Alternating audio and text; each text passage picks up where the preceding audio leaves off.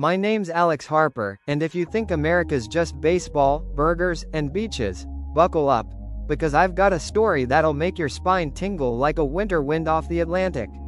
It was October 2025, the leaves turning blood orange across the heartland, when I decided to chase the shadows. Not your garden variety vacation. No, this was a ghost hunting odyssey. A 3,000-mile gauntlet through the 5 most bone-chilling haunted places in the USA.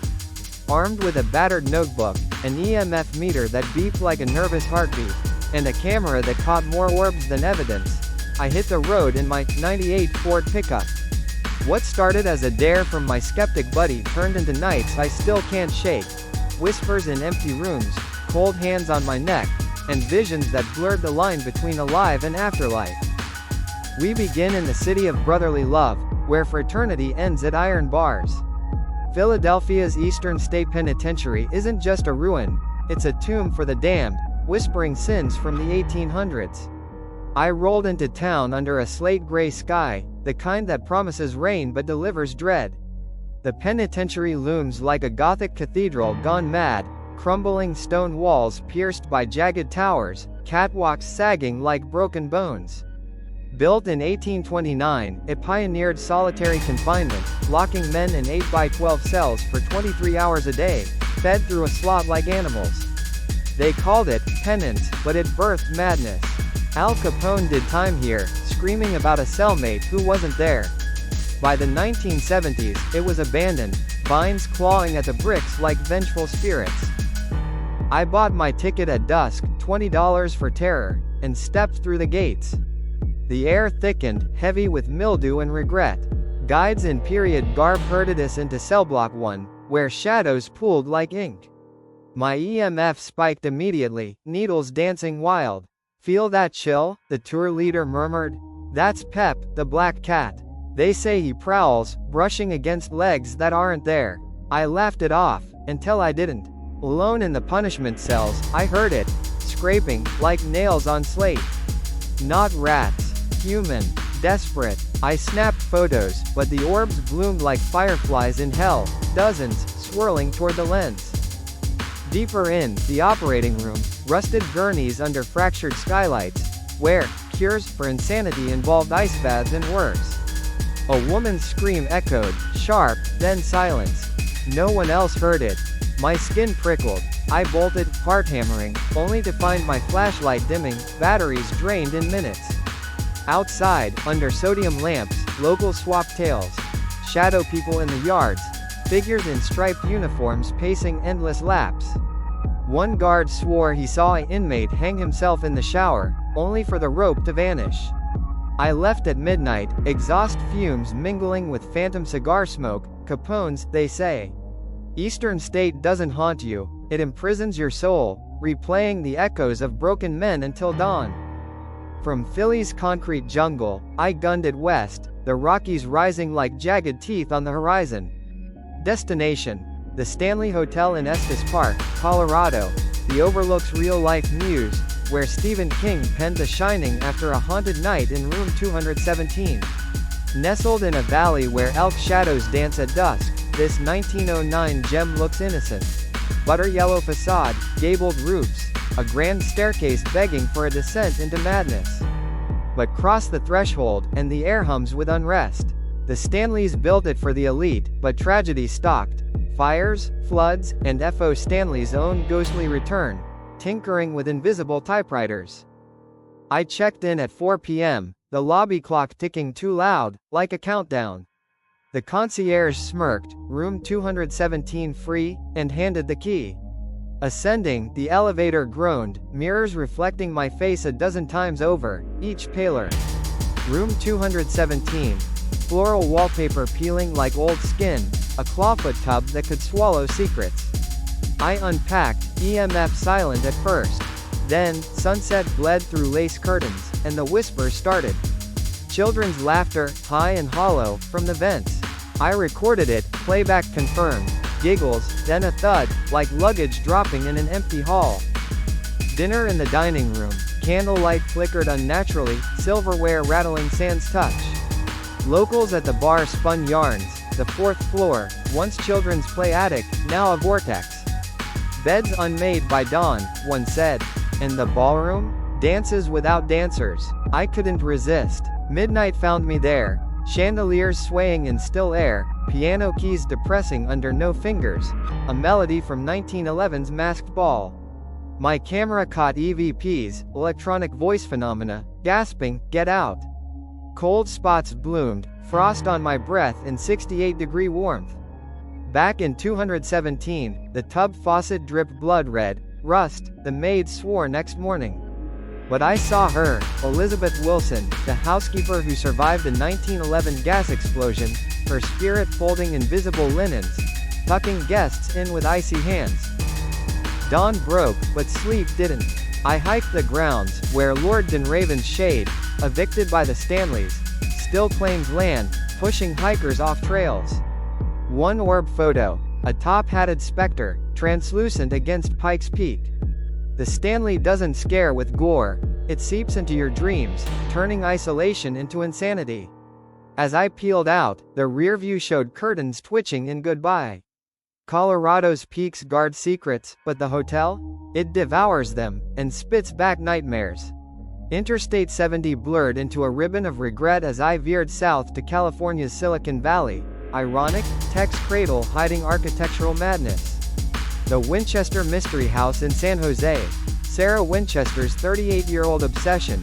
A sprawling Victorian labyrinth built to appease spirits slain by her husband's rifles.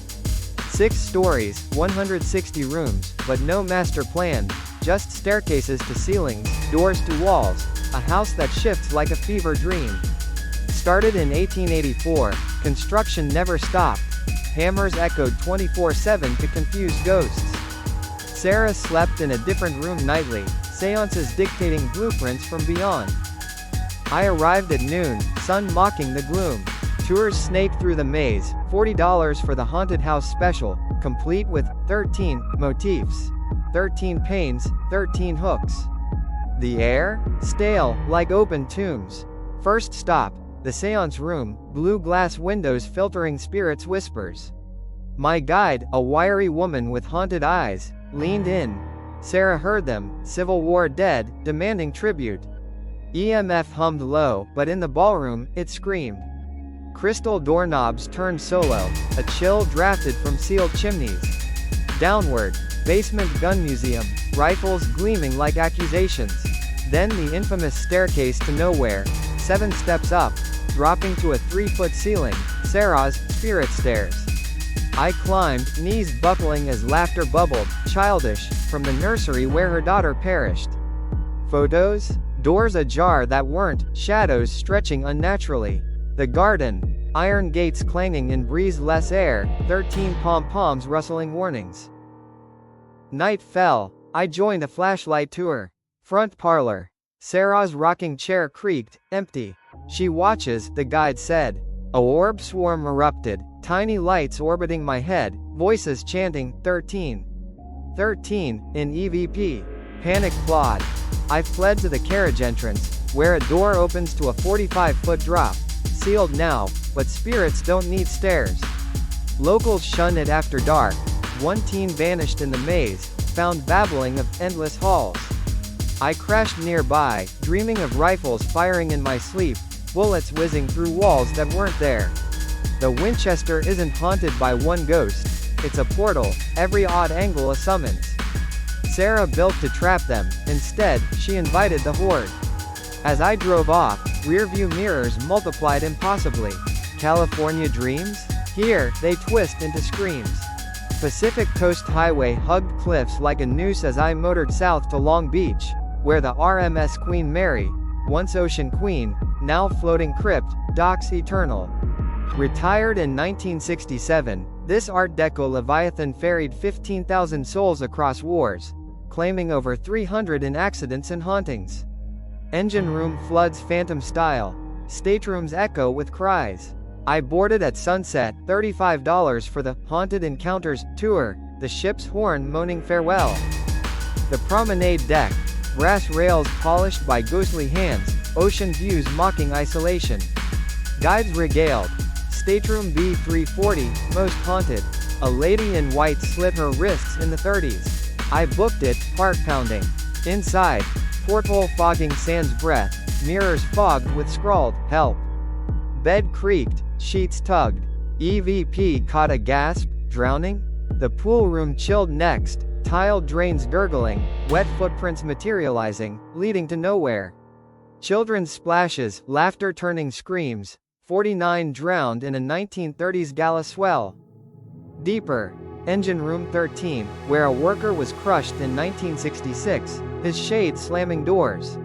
I descended alone, clangs echoed, tools flying. A shadow lunged, humanoid, oil smeared. I tripped, scraping knees on grates, flashlight shattering. Up top, the theater. Seats rocking in empty rows, whispers of wartime spies.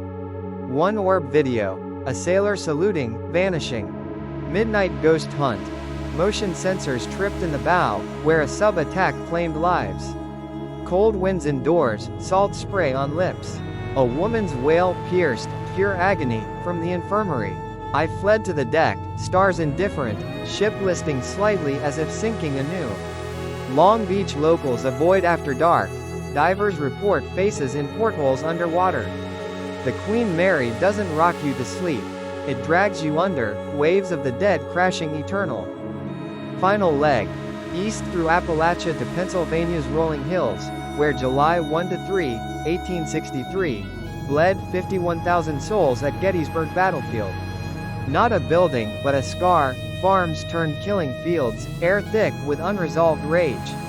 I arrived at dawn, dew on cannon barrels, the visitor center cyclorama painting the carnage in 360-degree hell. Rangers warn, ghosts fight on, don't wander alone.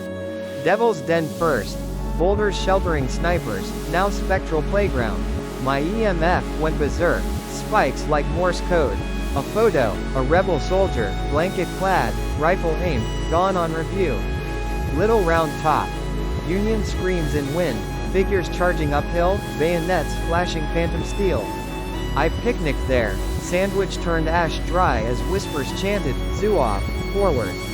The wheat field. Crimson stalks sway, but blood never washes out. Orbs danced like fireflies at dusk, EVP snarling orders. Night hike. Jenny Wade house, bullet-hole door where the only civilian died. Curtains billowed, her shadow baked spectral bread. The orphanage, cries of lost children, flames from a 19th century blaze reliving. Cold grips yanked my ankle, drummer boys, they say, marching minus feet. Dawn found me at the angle, pickets charge site. Cannons boomed silently, lines of blue and gray clashing in mist. A general specter rode by, saber raised, eyes hollow.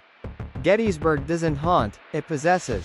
History's weight crushes, battles replaying in your veins. As I left, thunder rumbled, cannon fire. The road home felt longer, shadows longer. 5 places, 5 hells, but America's ghosts?